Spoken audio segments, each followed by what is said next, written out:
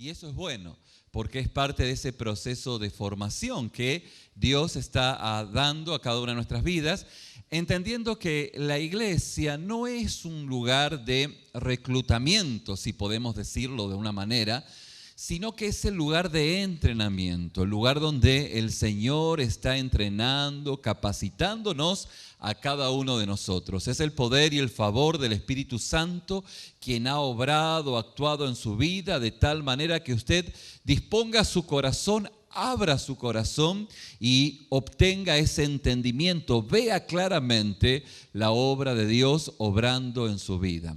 Romanos capítulo 11, el título de la enseñanza es Gracia Resistible. Gracia Resistible.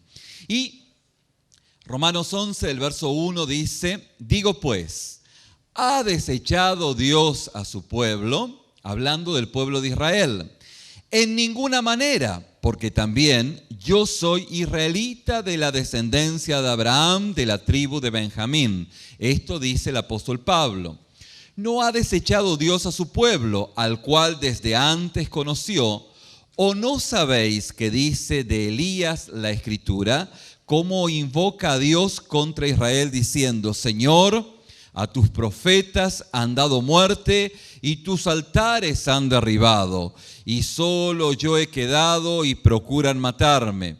Pero ¿qué le dice la divina respuesta? ¿O qué fue la respuesta de parte de Dios a Elías?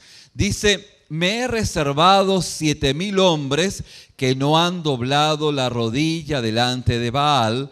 Así también aún en este tiempo ha quedado un remanente escogido por Dios. Mis hermanos, el tema recurrente del capítulo 9 al capítulo 11 es justamente el énfasis que el apóstol Pablo hace sobre el pueblo de Israel. El pueblo como pueblo en sí. Y usted dice, ¿qué tanta trascendencia, qué tanta importancia tendrá para mi diario vivir, para todas las cosas y cómo esto se conecta con mi rutina constante y cotidiana? Bueno, tiene una conexión y el apóstol Pablo quiere justamente explicarlo.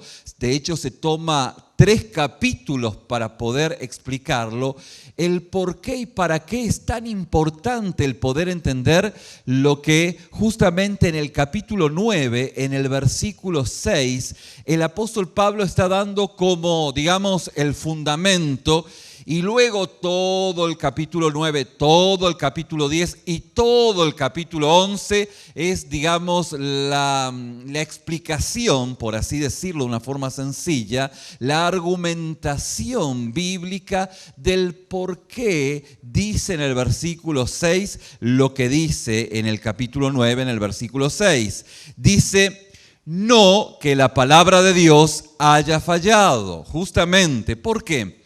Porque el problema que tenía el apóstol Pablo era mostrarnos que Dios había escogido. ¿Qué había hecho Dios?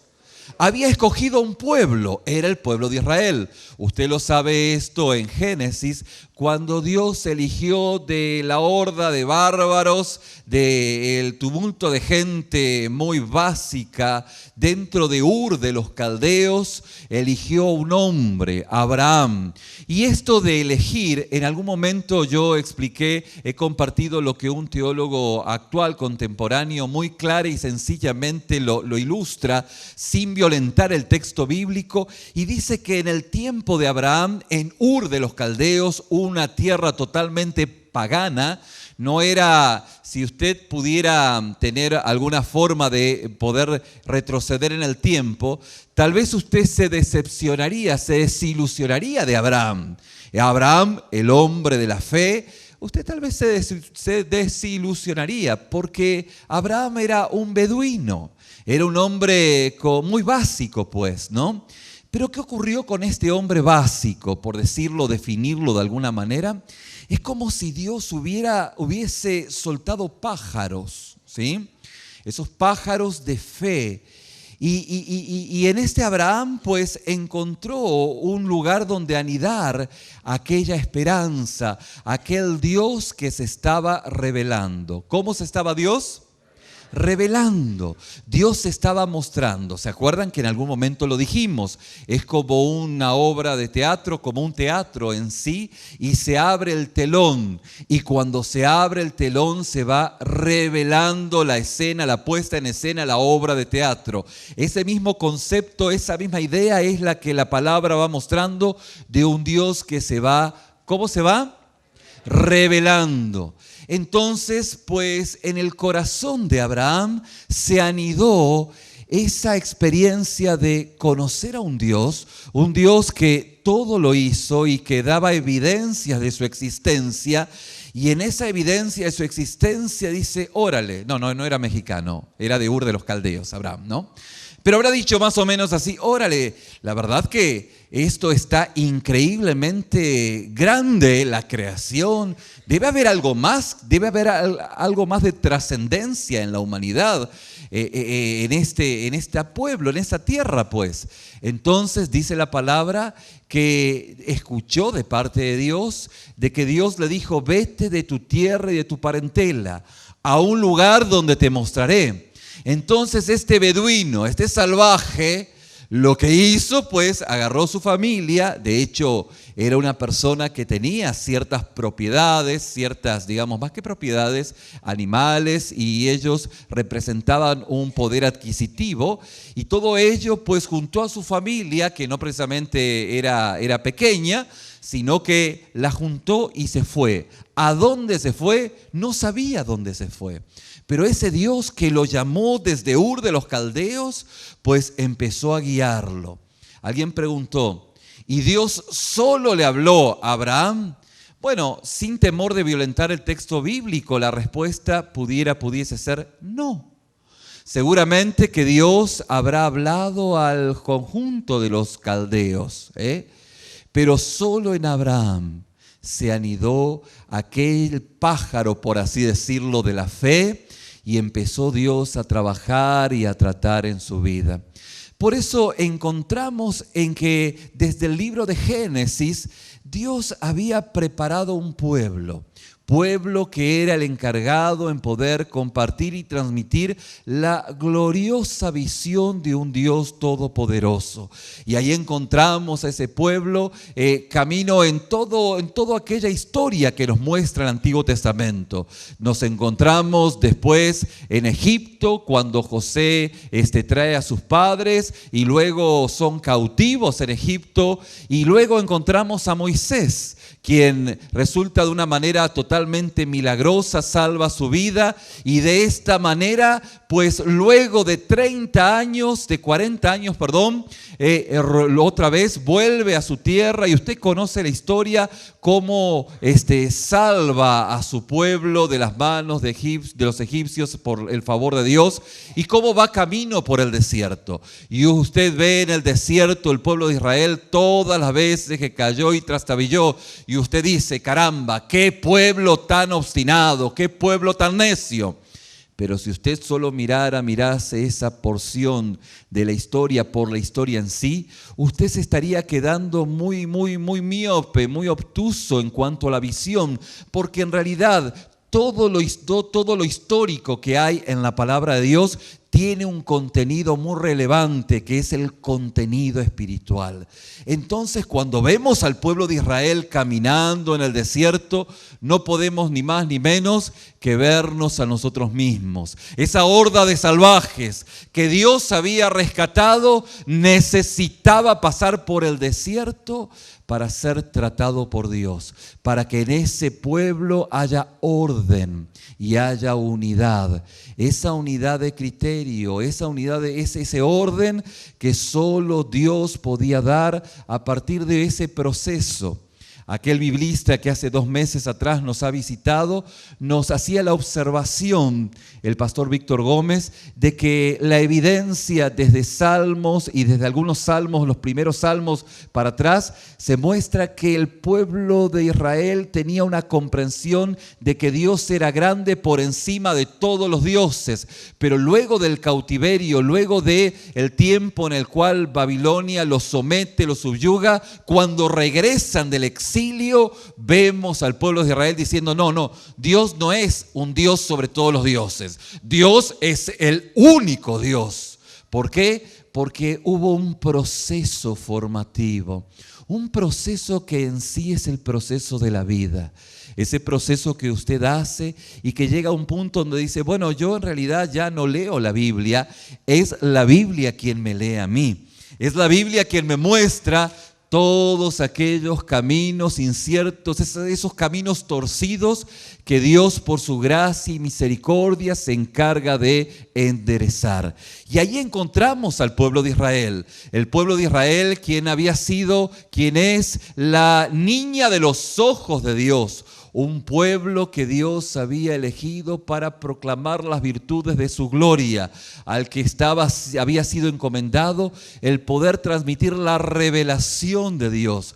Pero nos encontramos acá en que el apóstol Pablo nos está mostrando, y la evidencia nos está diciendo, de que el pueblo de Israel no cumplió el propósito de Dios.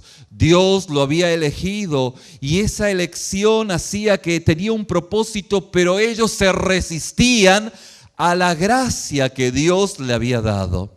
Y fíjense qué notable, porque esto ocurre en el común de la gente. El común de la gente que no se acerca a Dios, Dios en su gracia y misericordia desea que ninguno perezca, sino que todos procedan al arrepentimiento. La pregunta es, ¿todos proceden al arrepentimiento? La respuesta es no, no hay que ser muy iluminado. La respuesta es no. Hay personas que prefieren las tinieblas y esto es propio de su propia elección. Sin temor a violentar el texto ni sacar nada de contexto, un teólogo dice es que Dios tiene un problema. El gran problema de Dios. Y todos sabemos que Dios no tiene problemas, ¿no? Pero Él, para poder afirmar o hacernos notar algo bien interesante, dice, el gran problema de Dios es el hombre. Y aunque Dios no tiene problemas, vuelvo a afirmar esta verdad, en realidad Dios, al darle de su amor y la capacidad de poder elegir al hombre, pues en realidad hay un problema ahí en sí, hay un problema per se, hay un problema. El problema es que el hombre puede tomar diferentes caminos, o volverse a Dios, o hacer de su vida lo que se le viene en ganas. Y ahí está actualmente la lectura de muchísima gente que dice, yo vivo en libertad y vivo como vivo. El punto es que sí vive en libertad y puede hacer lo que quiera, pero la Biblia le advierte que usted está haciendo lo que quiera, se ha aventado pero no tiene paracaídas. Y aunque hace y dice y quiere vivir como vive o como quiere, sepa que no lleva paracaídas. Y que al momento en que va a tirar para encontrar algún tipo de alivio o salvación, pues ni modo. Dice, yo hago lo que quiero, puedo subirme aquí al freeway y andar así. Bueno, sabemos que no se puede, ¿no? Hay unas torretas de colores que te avisan que no se puede, ¿no? Pero lo cierto es que si alguien dice, no, yo puedo hacer lo que quiero, puedo ir a 100 millas por hora hasta Galveston. Correcto, pero el Señor te dice, podés hacerlo, pero quiero avisarte que en tu carro no llevas freno. Usted sabe cómo termina el 45 allá, ¿no? ¿Y dónde puede terminar si no tiene frenos? Va a terminar merito en el mar. Y esto justamente ocurre con la existencia humana. El hombre puede hacer lo que quiera, pero sin Cristo no tiene paracaídas. Sin Cristo no hay salvación. Sin Cristo no hay frenos. Y la antesala del infierno que hoy se vive sin Cristo es justamente la antesala del infierno, porque el infierno es cuando llegue al final de sus vidas. Y esto justamente nos plantea esta realidad que el apóstol Pablo está mostrando, de un pueblo como Israel que Dios había elegido. Y en esa elección de esa gracia por su amor y su misericordia, Israel se estaba resistiendo. Había una gracia resistida por un pueblo al cual Dios ama y sigue amando. Y esto nos plantea justamente una situación en la cual el apóstol Pablo está diciendo, bueno, ¿acaso Dios no va a cumplir sus promesas? Porque usted dice, ¿qué trascendencia tiene el saber si el saber si el pueblo de Israel fue obediente o no fue obediente? Bueno, el capítulo 10 de Romanos, versículo 31 nos dice, ¿Dije 31? No, es 21. Pero acerca de Israel dice, todo el día extendí mis manos a un pueblo rebelde y contradictor. Entonces usted dice, bueno, es claro, pero ¿qué relevancia o qué trascendencia tiene en si Dios cumple o no cumple las promesas sobre el pueblo de Israel? ¿Sí?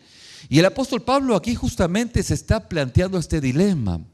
Porque si Dios no cumple su promesa sobre el pueblo de Israel, Dios tampoco es lo suficientemente soberano como dice ser. Dios no es el Dios que dice la Biblia ser. Y este es un planteo que justamente nos lleva al fondo mismo de la presencia de Dios. Por eso es que el apóstol Pablo argumenta en estos capítulos diciendo, no es que Dios ha fallado, Dios no falló, sino que ha sido resistida esa gracia, una gracia que Dios ha entregado, que Dios ha dado a un pueblo que es rebelde y contradictor. Y aquí nos ubicamos cada uno de nosotros en algún momento de nuestra vida. Un pueblo rebelde y contradictor. Romanos capítulo 11 justamente está refiriéndose efectivamente al pueblo de Israel como pueblo en sí. Pero hay una trascendencia a la cual el apóstol Pablo está mostrando en dos líneas. Por un lado está hablando propiamente del pueblo de Israel, y por otro lado da una extensión a aquellos quienes no somos literalmente, físicamente israelitas, pero que somos parte de ese Israel espiritual. Por eso Romanos capítulo 11 nos muestra esta verdad. Verdad que, fíjense, hace 500 años atrás Martín Lutero rescató y reorientó a la iglesia, haciéndola entender a la luz de la carta a los romanos cómo cada uno de nosotros tiene su relación personal con Dios a partir de un encuentro único y personal con un Dios todopoderoso que me lleva a confrontar mi naturaleza. ¿Qué me confronta? Mi naturaleza. Fíjense que las apariencias pudiesen engañar, ¿correcto? Yo puedo verlos aquí todos muy bellos, muy bonitos, pero rostros vemos, no lo dice la Biblia, pero hay sabiduría ahí, ¿no es cierto? Y fíjense que es cierto, porque solo Dios ve el corazón, Dios ve la intención de nuestros corazones. Y es justamente allí donde la palabra de Dios nos va llevando, donde lo que Dios va transformando en nuestra vida es nuestra naturaleza. Lo dijimos hasta el cansancio y hoy no ha de ser la excepción, en donde nosotros lejos de Cristo éramos como marranos y vivíamos en el lodo. Y perdóneme si estoy atentando su imagen, ¿no? Pero la Biblia lo muestra de esta manera. La Biblia lo muestra, la Biblia me muestra como gente que vive en el lodo, gente que vive en la basura, gente que se alimenta de la basura y que la basura, para colmo, le cae bien. Y ahí está lo que dice quien dice, que calavera ¿qué? Y nadie le quita lo bailado, ¿no es cierto? ¿No saben ese de la calavera? No hay problema, no se preocupen. Pero que nadie le quita lo bailado, que usted disfrutó la vida y ahí está, ¿no? Y eso es parte un poco de esa naturaleza pecaminosa, de esas lágrimas de cocodrilo, ¿sí? ¿Se acuerdan de eso, no? El cocodrilo segrega una cera que cuando está disfrutando su presa parece que está llorando, pero no está llorando, lo está disfrutando. Y así hay algunos que cuando lo cachan en algo se largan a llorar, pero honestamente no hay arrepentimiento. Y Dios ve el corazón. Dios ve que el hombre por su propia naturaleza hay maldad y se alimenta de la basura, y que el Espíritu Santo, cuando viene a nuestra vida, aún en esta mañana pudiese estar haciéndolo en su vida, lo confronta con esta realidad. Le muestra a usted de que usted está enlodado, que aunque se vista de seda, usted está enlodado, que usted en su corazón, y Dios Dios no va o no necesita exponerlo para avergonzarlo porque Él lo ama. Pero ni para qué echarle mentira. Dios sabe su condición y usted sabe que sabe su condición. Y en esa condición que el Espíritu Santo nos lleva, a la cual nos redarguye de juicio, de pecado, de justicia, nos redarguye y reconocemos nuestra condición enlodada, totalmente marranesca, es allí donde nos arrepentimos. Y Dios, por su pura gracia y misericordia, reconocemos nuestra condición pecadora, pecaminosa, nuestros pecados, hace la obra maravillosa en nuestra vida, regenerando nuestro corazón, dándonos un corazón tierno, un corazón receptivo, donde no nos resistimos a esa gracia, a esa mano extendida de un Dios todopoderoso que nos ama, y nosotros como míseros podrioseros extendemos nuestra vista y por la fe tomamos su mano y nos aferramos a Él y Él hace el resto en nuestras vidas. Eso es la gracia salvadora de Dios. Ese es el principio donde las cosas viejas pasan y de aquí en más todas son hechas nuevas. Donde a partir de ahí usted ve, diga conmigo ver. Porque ese es el punto, es ver. Mi estimado, mi estimada, la vida cristiana, la elección de ser un hijo de Dios no pasa por la elección en sí. No pasa por yo decido recibir a Cristo. Puede toda la vida decidir recibir a Cristo y no pasa nada. Porque no pasa por decidir, pasa por ver. Si usted no ve la obra de Cristo en la cruz del Calvario, no se ve totalmente enlodado, totalmente ajeno de Dios. Si usted no se ve, ni para qué. De hecho, es parte de un juego religioso para poder calmar su mente, su corazón. Es parte de una experiencia que no tiene que ver con una fe genuina a partir de ver la gloria de Dios. En primera instancia, mi estimado, porque a partir de ahí, usted cómo ve la gloria de Dios, de una forma sencilla, se aferra a los mandamientos, a las promesas de Dios, y Dios por su Espíritu empieza a mostrarle áreas en su vida donde usted empieza a ser tratado por Dios y usted empieza a contemplar la presencia de Dios como nunca antes lo hubiese hecho. Esto es parte de ese proceso, pero ese proceso comienza en esa transformación de nuestro corazón. ¿En dónde comienza? En nuestro corazón, en la transformación que el Espíritu Santo hace en nuestra vida. Por eso la iglesia en sí no es una organización. No es una organización donde cada elemento de la organización ocupan cargos organizacionales. Eso no es la iglesia. La iglesia es un organismo vivo, es un organismo viviente donde Cristo es la cabeza y donde cada función en la congregación está determinado por el carisma, por la gracia, por los dones que Dios entrega a cada uno de sus hijos. No hay una élite.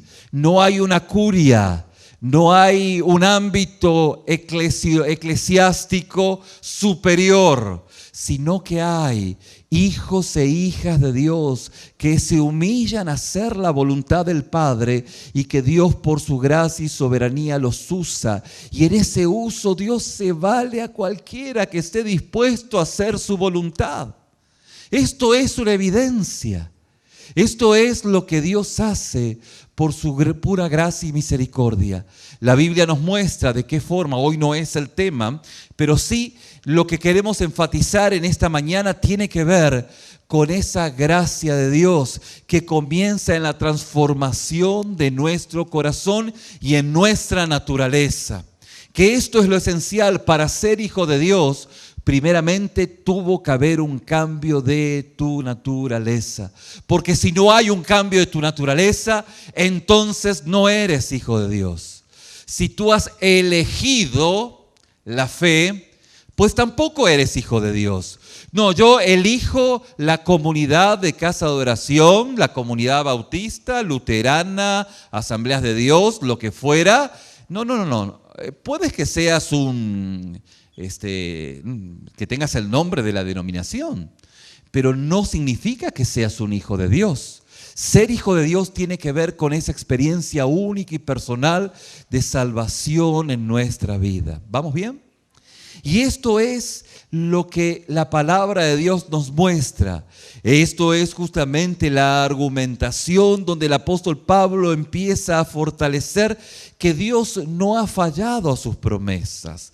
Dios no falla a sus promesas, porque si Dios falla a sus promesas, cuando Romanos 8 dice, ¿quién nos separará del amor de Cristo? Pues la palabra dice, nada ni nadie nos podrá separar del amor de Cristo si Dios cumple las promesas al pueblo de Israel. Por eso es que es tan trascendente. Por eso que el apóstol Pablo le da tanta importancia de un Dios que cumple sus promesas, independientemente de toda circunstancia y adversidad, de un pueblo que se empeña neciamente en resistir aquella gracia que Dios le está entregando. Y esto ocurre en aquellos quienes están lejos de Dios. Que Dios, como dijimos al principio, Él no desea que ninguno perezca, sino que todos procedan al arrepentimiento, pero hay una resistencia. Pero ocurre también dentro de los hijos de Dios, quienes resisten a esa gracia, que ahí debiese ser irresistible. En donde se vuelve irresistible, en aquel que es obediente. Diga conmigo, obediencia. Aquel que es obediente, esa gracia se vuelve irresistible. Es un río que empieza en un proceso de santificación, que de repente llega a los tobillos, luego a las rodillas, luego a la cintura, y en ese río de Dios me dejo llevar, en esa gracia irresistible que aquellos hijos e hijas obedientes empiezan a vivir. En esa experiencia, como decíamos esta semana, no en decir, ay, qué mal que me siento podrido porque hice las cosas mal. No, mi estimado, eso está bien para empezar, eso está bien. Cuando usted la riega, cuando usted se equivoca y dice, ay, qué mal que me siento. Bueno, está bien para empezar, pero no es eso lo que es un genuino arrepentimiento, o no es eso lo que es convicción de pecado. Es convicción de pecado cuando sí me siento mal, pero cuando me vuelvo a la palabra y me vuelvo a las promesas de Dios, a los mandamientos de Dios, y veo que la Biblia dice, no codiciarás la mujer de tu prójimo. Entonces, cuando usted ve algo obsceno, o usted tiene un pensamiento obsceno, no es que usted dice, ay, qué mal, no. Usted se afirma en la promesa y dice, Señor, estoy violentando este texto bíblico y estoy justamente siendo rebelde a tu palabra. Cuando usted está pensando o está hablando algo que no es propio, usted dice, ay, qué mal que me siento. Bueno, está bien que se sienta mal. Pero cuando usted se va a la palabra y usted ve que no es posible que un hijo de Dios blasfeme o hable cosas impropias, usted ve qué mandamiento está violentando. Y estos mandamientos que usted está violentando le traen a usted convicción de pecado. Diga conmigo, convicción de pecado, que es mucho más que sentirse mal. Por eso es que nosotros muchas veces vemos mucha gente que se siente mal porque hace las cosas mal, pero de ahí a que tenga convicción de pecado son dos monedas aparte. Son dos cosas totalmente diferentes. Y si usted no tiene convicción de pecado, puede ser probable que usted no sea hijo de Dios. Si a usted le vale un cacahuate ir a un casino, o ir al mundo, o ir a un antro, y después venir a la iglesia, mi querido, usted está en pecado. Usted no tiene convicción de pecado, y usted tiene que arrepentirse, porque usted está jugando a la fe. Eso es jugar a la iglesia. Oiga, está perdiendo el tiempo. Y el apóstol Pablo a los Corintios le dice, miren, con este ingrato que está entre ustedes, que inmoralmente tiene relaciones matrimoniales con su madrastra, si quiere seguir pecando, abran el portón y que peque afuera.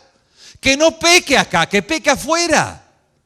Entonces lo que ocurrió fue que dijeron, yo a ya lo juzgué, dice el apóstol Pablo. ¿Y qué ocurrió? Ocurrió de que le abrieron el portón y que peque afuera. Parecía que no era un hijo de Dios. Pero cuando le hicieron el favor de abrirle el portón para que peque afuera, se dio cuenta que la cosa no era tan así. Y se dio cuenta y tuvo convicción de pecado. Y luego vemos en 2 de Corintios, ya esto lo predicamos, cómo el apóstol Pablo mismo intercede. Bueno, hermanos, abran la puerta ahora porque cambió, ¿sí? Pero lo que hay es convicción de pecado. Cuando hay convicción de pecado se ve en el corazón. Cuando hay convicción de pecado no hay una actitud arrogante, soberbia. Hay una actitud humilde, de un reconocimiento y una misericordia y piedad para mi hermano de una forma indescriptible. Si Dios me perdonó, ¿cómo yo no puedo perdonar? Porque he visto su misericordia. Aquel que más se le perdona es aquel que más ama. Y esto ocurre en aquellos que tienen y reciben esa gracia a partir de esa transformación, de ese cambio de naturaleza, esa convicción de pecado que nos lleva justamente a arrepentirnos y, como decíamos esta semana, a encontrar paz, donde el Señor dice: mi paz os dejo, mi paz os doy, y yo soy aquel que perdono vuestros pecados, vuestras ofensas. Y cuando Dios perdona nuestras ofensas de aquellos quienes se han arrepentido, porque el arrepentimiento es la consecuencia de la convicción de pecado. Cuando yo me he arrepentido, y arrepentimiento no es pecar y decir, ay, me arrepiento y volver a hacerlo. ¿Se acuerdan que lo decíamos? Si por alguna razón, motivo o circunstancia, no sé, le doy un golpecito a mi hermano Fernando y le digo, perdóneme, Fernando me va a decir, sí, lo perdono. Y después le digo, otro golpecito, y perdóneme, y Fernando me va a decir, bueno, lo voy a perdonar si usted se arrepiente. Si no se me arrepiente, ¿ni para qué? Dios perdona a ¿quién? A los que se arrepienten. Pero para que haya genuino arrepentimiento, tiene que haber convicción de pecado. Tiene que haber la convicción de que no es posible hacer esto. ¿Y cómo tengo convicción de pecado? A través de darme cuenta qué mandamiento estoy violentando de lo que Dios dice en su palabra y en qué estoy siendo desobediente. Y esta es la experiencia de los hijos de Dios, que nace justamente en lo que el apóstol Pablo está diciendo, que la promesa de salvación es para aquellos quienes constituyen el Israel verdadero por la misericordia y gracia de Dios, no por un nacimiento físico.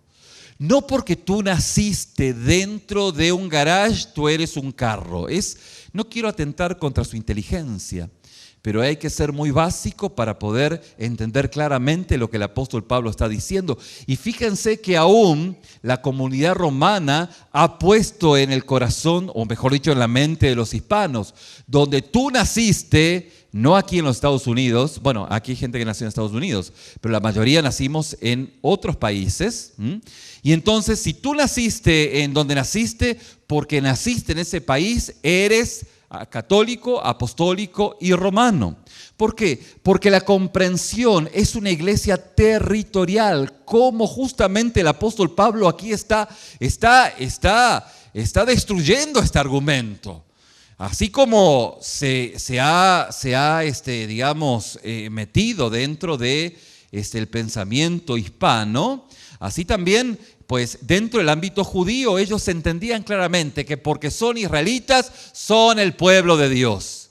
Y Pablo dice, no. Aquí el verdadero Israel es aquellos quienes han asumido, han tomado las promesas de Dios por la misericordia y gracia de Dios. Pablo declara que la palabra de la promesa salvadora de Dios no ha fallado, porque solo se refiere a los que verdaderamente constituyen el pueblo de Israel por la promesa y no por el nacimiento físico. Vale decir que esto se aplica también en aquellos quienes dicen, bueno, porque mi papá y mi mamá van a la iglesia, entonces yo ya soy cristiano. No, definitivamente no. Y menos pensar, decir, bueno, porque mi esposo, mi esposa, mi papá o quien fuese, viene a la iglesia, yo o mi hermano, mi hermana. No. No es así. es una salvación personal. De hecho, Romanos 9, versículo 8 nos dice, esto es, no son los hijos de la carne los que son hijos de Dios, sino los hijos de la promesa son considerados como descendientes. Los hijos de la promesa.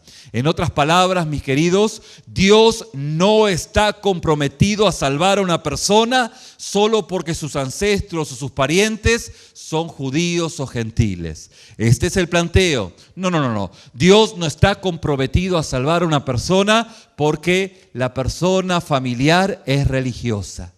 Y el argumento que el apóstol Pablo está dando en esta iniciación de este capítulo que comenzamos hoy es mostrarnos esta realidad. Así que la primera declaración con respecto al argumento de Pablo de que la palabra de Dios no ha fallado es que no todo el Israel físico es un Israel espiritual y que las promesas salvadoras son para los que constituyen el Israel espiritual. Tal vez usted dice, bueno, es un poco complicado, saber que soy parte del Israel espiritual y aparte no sé hasta qué punto tiene tanto sentido. Bueno, hace sentido en el hecho de que cada promesa que Dios dio a Israel se aplica sobre su vida. Por eso es que las promesas salvadoras son las que constituyen justamente ese Israel espiritual por la virtud de las promesas y la misericordia de Dios. Dios tiene promesas y nos ha dado promesas y su misericordia hace que nosotros como hijos, quienes hemos recibido a Jesús como nuestro único y suficiente Salvador, podamos vivir y aplicarlas. En segunda instancia, el apóstol Pablo dice que los gentiles se referían a los no judíos y ahí estamos involucrados nosotros. Los gentiles también están incluidos en la promesa de la salvación. De hecho, la segunda declaración referente al argumento de que la palabra de Dios no ha fallado es que los gentiles también están incluidos en la promesa de salvación y de hecho están siendo salvos por la gracia de Dios. Romanos capítulo 9, versículo 24 dice, es decir, nosotros, a quienes también llamo, no solo de entre los judíos, sino también de entre los gentiles. De hecho, Pablo explica que este hecho es posible porque la salvación es por gracia, por medio de la fe, aparte de la ley. Y usted dice que ¿lo qué? Por gracia, por medio de la fe, aparte de la ley. Miren, es algo muy sencillo, pero es necesario que usted preste mucha atención. Por naturaleza, nosotros por naturaleza, la humanidad por naturaleza, quiere acercarse a Dios a través de diferentes ritos, a través de diferentes acciones. Fíjense que dentro de la comprensión romana, las obras son parte del proceso salvífico, elemento que fue determinado por el magisterio, pero que no fue determinado a la luz de lo que nosotros comprendemos que la palabra de Dios es la única fuente de autoridad y práctica, y que todo lo que hablamos está en base a lo que dice la palabra de Dios. Pero esto es consistente con filosofías que son directamente humanas, humanísticas, sobre el hecho de que el hombre algo puede hacer para salvarse. De hecho, hay herejías, como herejías, no es trascendente saber de Pelagio ni de ninguno de ellos, pero herejías pelagianas, para poder definirlo, que algún día lo vamos a hablar, en donde las obras eran trascendentes e importantes. Ahora, la Biblia nos muestra que nada podemos hacer para acercarnos a Dios. Nuestras obras son como trapos de inmundicia.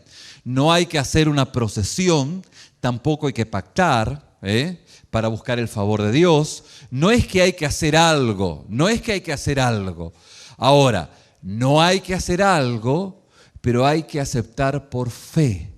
Es la fe lo que me acerca al regalo de Dios. Dice la palabra que la salvación es por gracia. Por medio de la fe es la respuesta al regalo de Dios. Entonces, cuando usted tiene fe, la fe es algo innato que Dios le ha dado. Miren, Usted dice, yo no tengo fe. Bueno, usted tiene fe de que va a comer. ¿Tiene fe de que va a comer después del servicio? ¿Sí? Muy bien. ¿Usted tiene fe de que su carro lo va a llevar a buen fin? Sí, ¿no es cierto? Y hay una fe básica, pero hay una fe que es a partir de la obra del Espíritu en nuestra vida, que hace que utilice estos elementos y usted pueda confiar en Dios como en la banca en la cual usted está sentado. Cuando usted se depositó toda su humanidad en esa banca, usted no se puso a pensar si esa banca lo iba a resistir o no, ¿cierto o no? Alguien a ver si, no, para nada, sino que nos sentamos. Lo que hace la fe salvadora es poder confiar absolutamente en el cuidado y la provisión de Dios. Y eso es justamente la respuesta a lo que Dios nos da. Dios nos pone esa banca y nosotros depositamos nuestra humanidad confiando en que Él nos ha de sostener. Y esto justamente es lo que hacemos. Le permitimos a Él que tome el volante de nuestro carro y nosotros nos sentamos en el asiento del acompañante. Y Él empieza a conducir nuestro carro porque Él sabe cómo conducir nuestra vida. Y esto es lo que es la fe salvadora. Es esa fe que justamente extiende, agarra esa salvación, esa mano que nos ha de dar la ayuda, ese salvavidas que el Señor nos tira y que nosotros lo agarramos fuertemente. Y desde allí empieza el proceso de transformación. Empezamos a ver y empezamos a ser obedientes y empezamos a ver más y a tener más sabiduría y más discernimiento y empezamos a entender que no debemos dejar de congregarnos. ¿Por qué? Porque el Señor empieza a ministrarnos en la vida y en el cuerpo de la comunión de los santos y empezamos a tener comunión con Dios, y la comunión y el testimonio de mi hermano me inspira a buscar más a Dios. Y esto es parte de ese proceso saludable que ocurre en mi vida. Todo esto pasa dentro del contexto en donde encontramos de que justamente Dios nos ha rescatado. Él, por su gracia y misericordia, nos da de su gracia y nosotros, a partir de ese comienzo, empezamos en ese comienzo puntual que es la salvación, empezamos a caminar en ese proceso ascendente, tal vez no tan ascendente, tal vez con algunos ascendente y un poquito y ascendente, pero debiera ser lo más ascendente posible sobre ese camino de la santificación. Que la santificación tiene que ver ni más ni menos con ser más parecido a Cristo. Ya lo veo, ahora quiero ver o quiero poner por obra todo aquello que veo. ¿Qué es lo que usted ve? Bueno, por ahí ve poquito. Sea más obediente y va a ver un poquito más. Sea más obediente a la voz del Espíritu, a la palabra de Dios, y de esa manera usted va a ver más. Y esto es lo que nosotros afirmamos, lo que la palabra de Dios dice. Dice Romanos, como decíamos, 24 del capítulo 9, es decir, nosotros a quien también llamó, no solo dentro de los judíos, sino también dentro de los gentiles. Pablo explica que esto justamente es posible a través de la fe, aparte de las obras de la ley. No hay obra que yo pudiese hacer para acercarme a Dios. Bueno no soy. No lo puedo apantallar con mis obras, menos con mis limosnas, mi generosidad. Menos con nada lo puedo apantallar. Con lo único que puedo acercarme a Dios es con un corazón contrito y humillado, al cual Dios no rechaza y Dios no se resiste. Y esto es parte justamente de esa gracia, y no son las obras. No hay ninguna obra que usted pudiera hacer. No es que usted hace algo para encontrar la gracia de Dios. No, usted justamente recibe a Cristo reconociendo su condición pecaminosa, reconociendo sus pecados, arrepintiéndose de ellos, teniendo convicción de pecado. En algún momento estaba platicando que esta experiencia lo hemos tenido muchos pastores. Estaba platicando mejor dicho, más que platicando, en principio vi a un hermano que estaba predicándole el evangelio a otro y veo que se quebranta, se quebranta el que le estaba predicando. Entonces el que estaba escuchando el mensaje del evangelio se quebrantó y empezó a llorar, y yo esperé que terminara de llorar. Esperé que terminara de quebrantar, estaba quebrantado pues, ¿no? Y agarro, le doy la mano, me presento y le digo, ¿cómo fue su acercamiento a Dios? Y este hombre me mira y me dice, oiga, ¿usted sabe lo que es sentir convicción de pecado? Usted sabe, o sea, a mí era una persona muy nueva en la fe y era como que me estaba diciendo, oiga, usted necesita arrepentirse, ¿Usted sabe lo que es tener convicción de pecado? Y yo lo abrazo y le digo, hermano, usted es un hijo de Dios, porque usted genuinamente se ha arrepentido y ha encontrado la gracia, misericordia de Dios a través justamente de ver en la condición que se encuentra por la obra del Espíritu, que solo Él le puede revelar su condición. Por eso es tan importante, la salvación es por la gracia, mediante la fe, aparte de las obras de la ley. No hay obras que puedan acercarme a Dios. En el versículo 30 del capítulo 9 dice, los gentiles que no iban tras justicia, alcanzaron justicia, es decir, la justicia que es por la fe. Usted y yo entendimos que no hay rito, no hay ritual, no hay procesión, no hay nada ni nada que nos pueda acercar a Dios. Algunos pueden calmar su conciencia, pero que a la hora saben que de Dios están muy lejos porque Cristo no es quien gobierna sus vidas.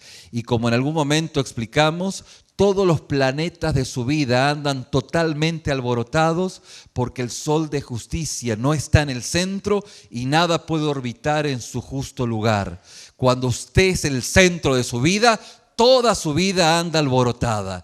Y aunque usted diga que es un hijo de Dios, pero por los frutos se demuestran que es un alboroto andando, es evidencia de que se está engañando. Pero cuando Cristo es el centro, empieza a acomodarse cada planeta, empieza a orbitar en su justo lugar. El versículo 4 del capítulo 10, el apóstol Pablo dice, el fin de la ley para justicia a todo el que cree es Jesucristo, ya que Jesucristo es el fin de todas las cosas, para justicia a todo aquel que cree. ¿Se acuerda cuando decíamos lo que era la justicia de Dios? Y se acuerda que ¿a qué nos referíamos? A una corte, ¿se acuerda? ¿Se acuerda que lo decíamos? La corte es la mejor gráfica de la justicia de Dios, donde el juez justo es el Padre, donde el fiscal es el diablo. ¿Quién cree que es el reo? El condenado. Es usted, soy yo. ¿Y quién es el abogado? Jesús. De la única manera en que usted puede defenderse de ese fiscal maldito que lo quiere llevar al bote, a la muerte, al infierno, es siendo honesto con el abogado. Y cuando usted es honesto con el abogado, pues el fiscal viene y le dice al juez, Josecito está para el bote. Ahí está con todo el récord criminal. Y el juez dice, este fiscal, por más diablo que sea, es cierto. Y ahí viene el abogado y dice, bueno, no, sí es cierto, malo es. Pero yo he pagado en la cruz del Calvario y he vertido mi sangre para redimir, perdonar todo esto. He pagado la condena de este reo, yo la he pagado. Entonces el juez, como es justo, hace esa sustitución. Y lo que hace es decir, bueno, este es condenado por una pena, pero la pena la pagó justamente el abogado. Y no se puede pagar dos condenas si ya pagaste la condena. Y esa condena fue pagada por Cristo. O sea que la palabra muestra que entre mi persona y Dios antepone la sangre de Cristo y nos ve justos, no por nosotros mismos, sino que nos ve justos por la obra de Cristo en la cruz del Calvario. Esto es la explicación de la justificación, Cada vez que hablamos de justificación, estamos refiriéndonos a esa justicia de Dios que hizo en favor nuestro sustitutivamente por nuestras vidas, a la cual cuando la vemos nos quebrantamos y decimos: qué amor, que aún siendo enemigos tuyos, tú moriste en la cruz del Calvario por cada una de nuestras vidas. Y esto es maravilloso en aquellos quienes hemos y ahora no nos resistimos a esa gracia de Dios, producto del favor que Dios ha tenido por nosotros. Por eso la palabra de Dios permanece para que se cumplan aquellos quienes tienen fe, incluyéndonos a ustedes y a mí, quienes somos los gentiles. El apóstol Pablo tiene esta argumentación. Y en tercera instancia, el apóstol Pablo argumenta diciendo: bueno, es cierto que el pueblo de Israel, ¿cómo es? Es un pueblo rebelde y contradictor. Sí es cierto. Pero al final del día, Dios va a cumplir sus promesas. Fíjense qué notable, en el capítulo 11 el apóstol Pablo dice: yo soy de la tribu de Benjamín. Y cuando él refiere a la tribu, está refiriéndose a una tribu física, o sea que él da evidencia. Dice: bueno, fíjense que yo soy de ese remanente pequeño que fue crédulo. Aunque el pueblo de Israel en un gran porcentaje es incrédulo, hay un remanente que es crédulo y yo soy parte de él. Y en este contexto, el apóstol Pablo dice: bueno, de hecho es posible, es probable que aquellos quienes hoy están rechazándolo por las promesas de Dios, hoy lo rechazan, pero mañana lo han de aceptar. Y esto es parte de lo que el apóstol Pablo luego termina en el capítulo 11, bien digo, al final, en los versos 30 en adelante, diciendo que, del 33, en adelante, donde dice: qué misterio, es un misterio. Y cuando habla de un misterio, está refiriéndose de algo que no puede explicar, porque las cosas de Dios no todas se pueden explicar. Se pueden transmitir, pero razonalmente no se puede explicar. Nosotros creemos en un Dios absoluto, no en una lógica razonable. Para lógica razonable están los testigos de Jehová y otras sectas, que su lógica tampoco es muy razonable en muchos contextos, ¿no? Una razonabilidad muy, muy cuestionable. Pero nosotros no tenemos una lógica razonable. Nosotros tenemos un Dios absoluto que le importa muy poco nuestra lógica. Lo que le importa o lo que nos importa es aceptar lo que la palabra de Dios dice tal como es, sin violentar absolutamente nada. Y dentro de este contexto, el apóstol Pablo está mostrándonos justamente de que Dios no ha fallado. Lo trascendente, para ir finalizando este mensaje, lo trascendente, lo que nos conecta a la promesa de que Dios no ha fallado, es justamente de que Dios cumple cada una de sus promesas. De hecho, justamente si Dios no ha fallado a sus palabras, entonces justamente podemos decir de que el Señor es fiel a cada una de sus promesas.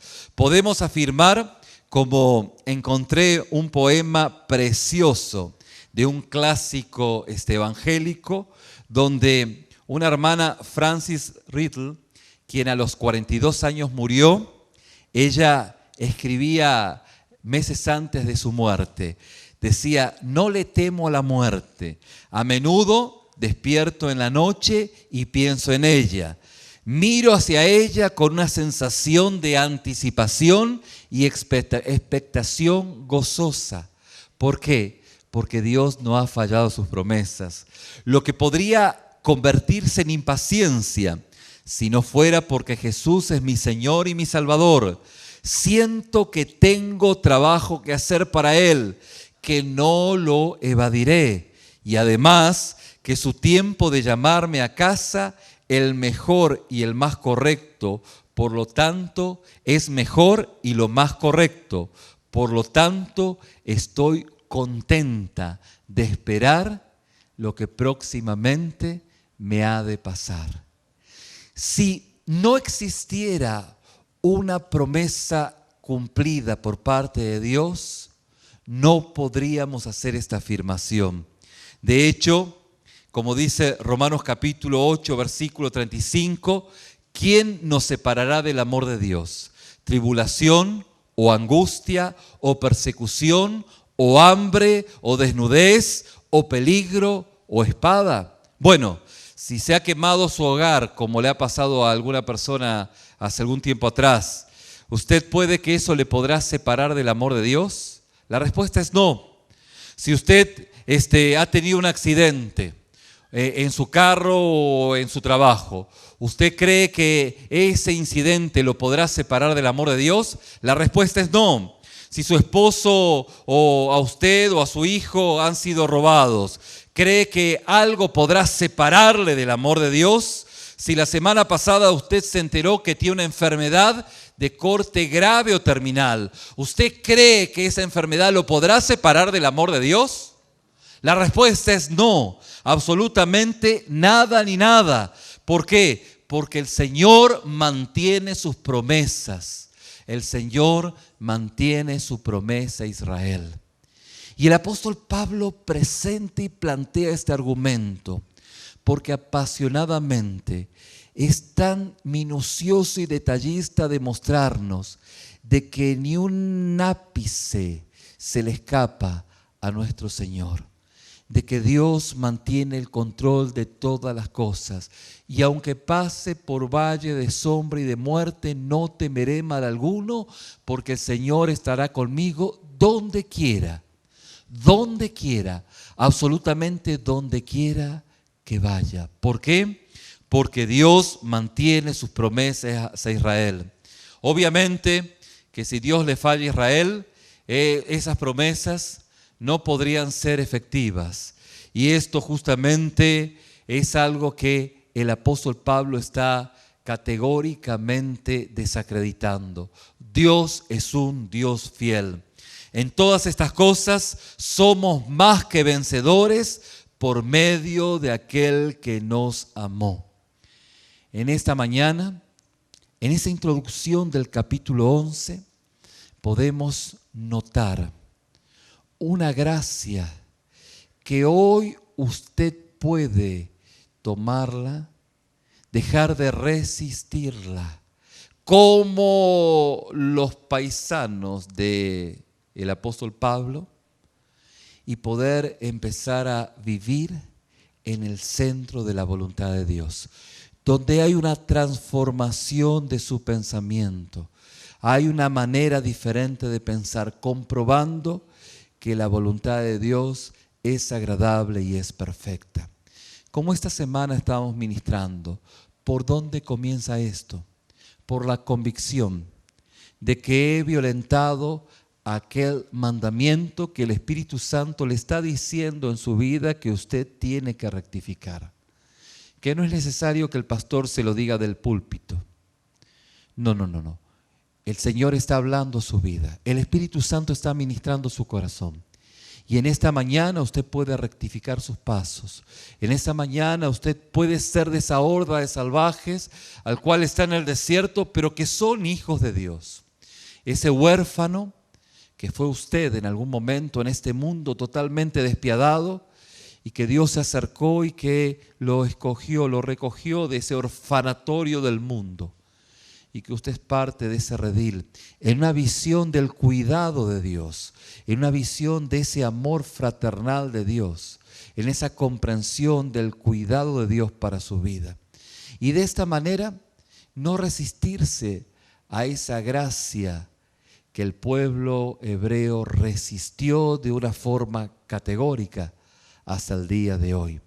El apóstol Pablo dice, no todos, porque él daba evidencia que él era parte de ese pueblo, que Dios iba a cumplir sus promesas, pero que Dios no falla, que sus promesas son sí y amén. Yo le invito a inclinar su rostro, vamos a orar.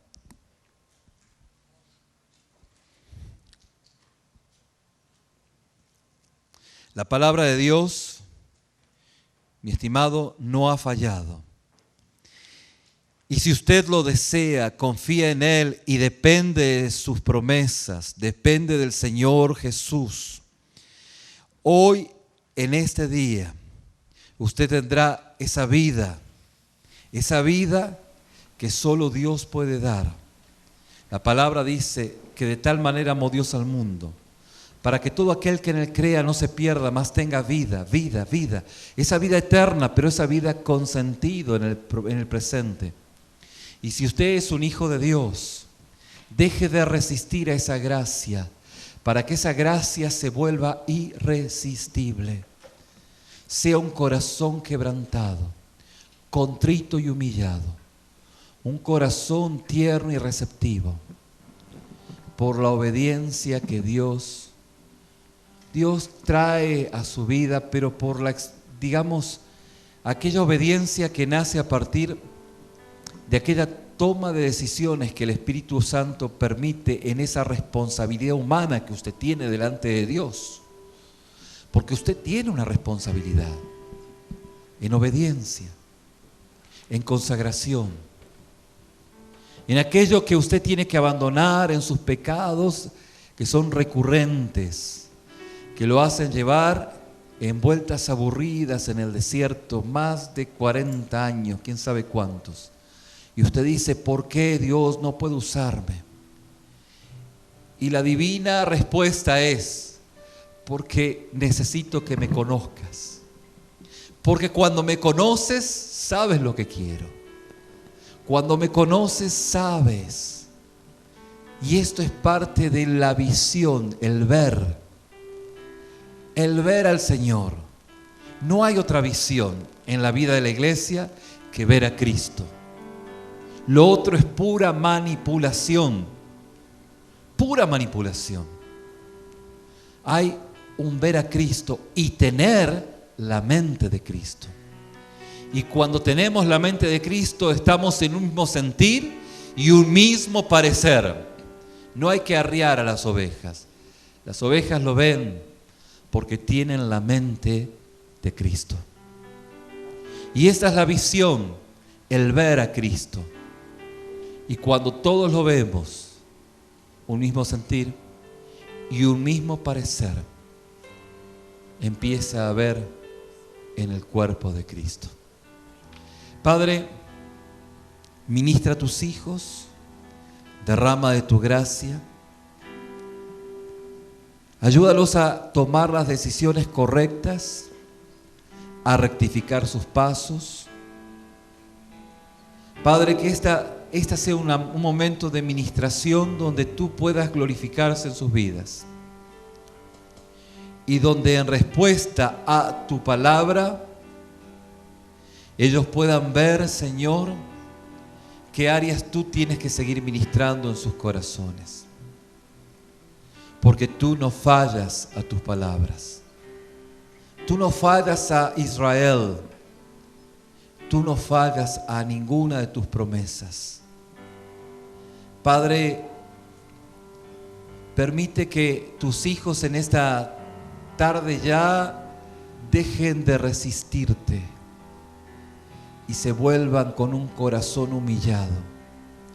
Dales convicción de pecado, que es, Señor, porque no es una decisión. Padre, no somos como animalitos. Señor, tú has puesto tanto en nuestras vidas, y entre ellos la responsabilidad de decidir por ti, esa responsabilidad en tomar tu mano, esa responsabilidad que nos lleva, Señor, a exponernos a tu presencia, y que tú por tu Espíritu nos des esa convicción de que nos estamos equivocando. Y mi querido, si hoy estás escuchando la voz de Dios, no endurezcas tu corazón. Permite que el Espíritu abra y hable a tu vida. Porque yo entiendo también que esta misma luz, el sol de justicia, derrite el hielo como endurece el cemento. Porque entiendo que si no hay arrepentimiento en esta tarde, hay endurecimiento. Y le vas a sacar la vuelta y vas a decir, qué lindo, pero no entendí nada. en el fondo no querés entender. No hay peor sordo que el que no quiere oír. No hay peor ciego que el que no quiere ver. Ni para qué echarle mentira, mi estimado.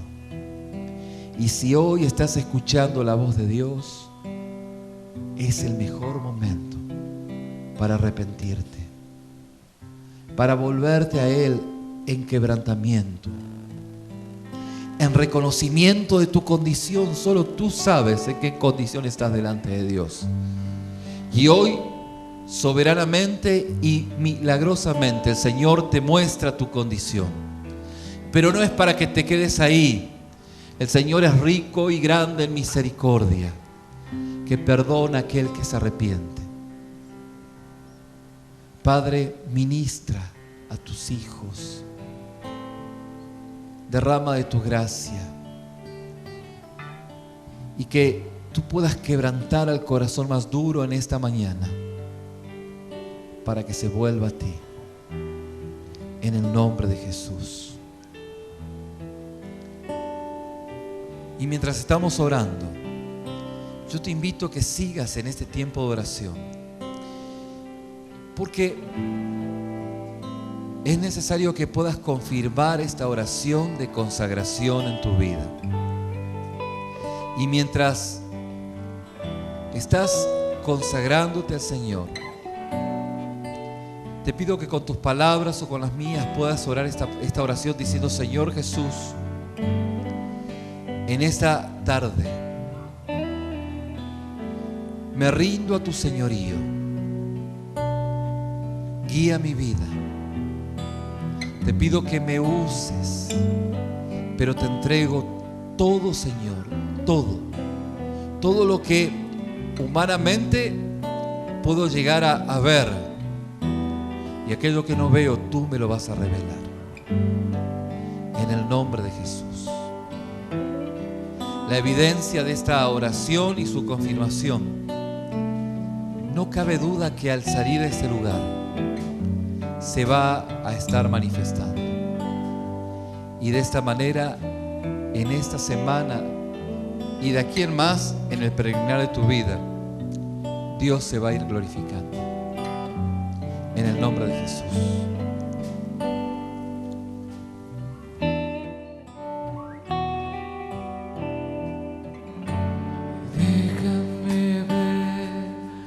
Rostro herido, ensangrentado y ya batido. Al verte así, caigo rendido. Puedo sentir tu amor. La profunda herida en tu costado, que una lanza de soldado con todo el odio te clavaron y quisiste morir por mí. Una vez más, dile: déjame ver, déjame ver tu rostro herido, ensangrentado, al verte así caigo rendido. No puedo sentir tu amor. Profunda herida en tu costado, que una lanza de soldado con todo el odio te clavaron y quisiste morir por mí. Gracias, Señor, te entrego mi corazón.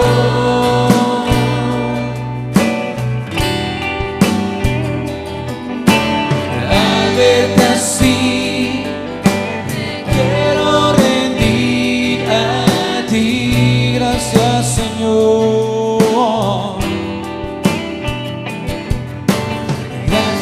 Señor, te entrego mi corazón.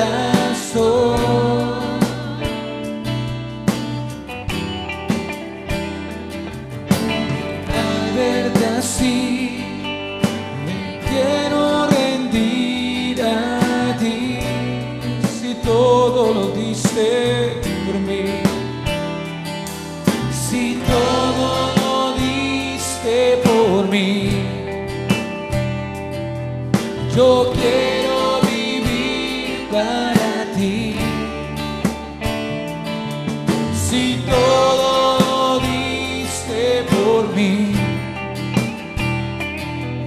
yo quiero vivir para ti.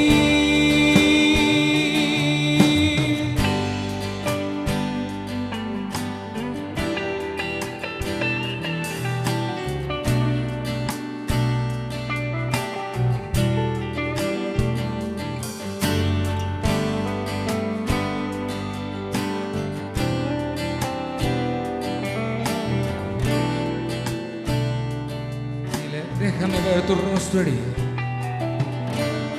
Déjame ver tu rostro ensangrentado y abatido.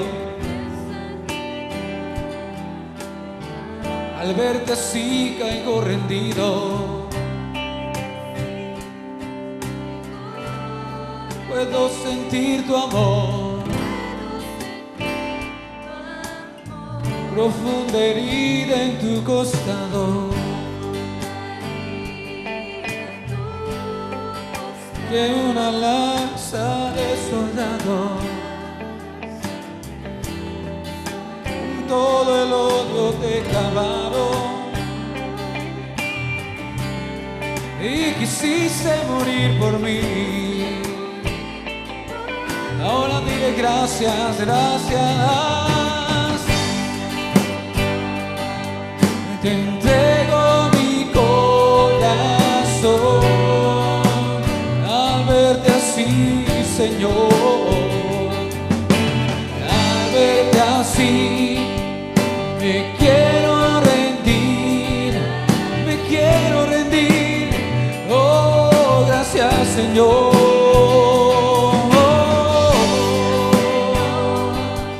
Te entrego mi corazón. Al verte así, al verte así, me quiero rendir a ti. Si todo lo diste por mí, si todo lo diste por mí, yo quiero vivir para ti. Si todo lo diste por mí,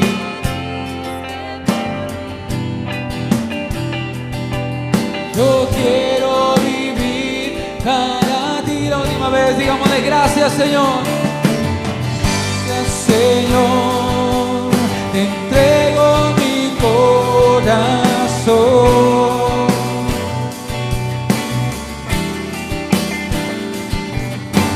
Al verte así, me quiero rendir, me quiero rendir y te doy gracias. Gracias, Señor. Entrego mi corazón. Al verte así, al verte así, me quiero rendir a ti. Si todo lo diste por mí, si todo lo diste por mí, yo quiero vivir para ti. Si todo lo diste por mí,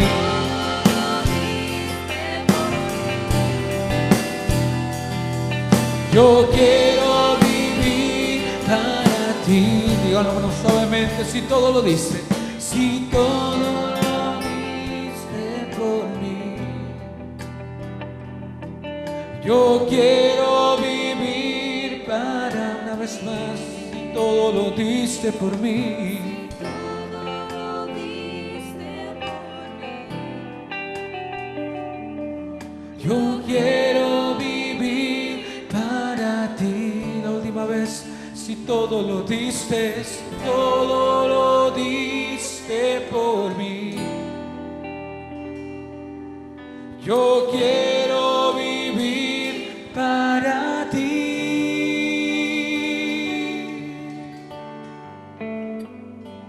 Gracias, Señor,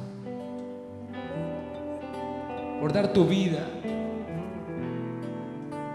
por nosotros.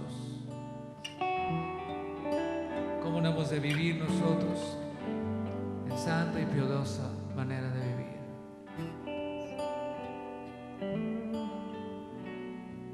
Gracias, Señor. Tú eres un Dios de gracia, un Dios de misericordia, un Dios de amor y un Dios justo también, al cual adoramos, glorificamos y exaltamos, Señor. Damos un fuerte aplauso a nuestro Dios glorioso.